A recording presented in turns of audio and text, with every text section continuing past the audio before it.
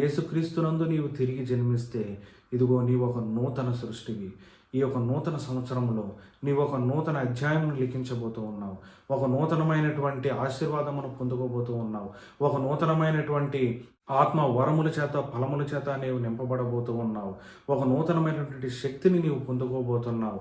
పరిశుద్ధాత్మ శక్తి చేత నీవు నింపబడి ఇంతకాలము మునుపెన్నడూ లేనట్లుగా అద్భుతమైనటువంటి ఆశ్చర్యకార్యాలు, అద్భుత కార్యాలతో నీవు ఈ యొక్క సమాజాన్ని కదిలించేటువంటి ఒక గొప్ప క్రీస్తు యోధునిగా యేసయ్య నిన్ను చేయడానికి సిద్ధంగా ఉన్నాడు. ఇవన్నీ కూడా జరగాలంటే పాతవి గతించెను, పాతవి దేవుని దగ్గర ఒప్పేసుకో, నీ యొక్క మనసు మార్చుకో. ప్రభు అయిన యేసుక్రీస్తునందు నీ ఒక నూతన సృష్టిగా మారు.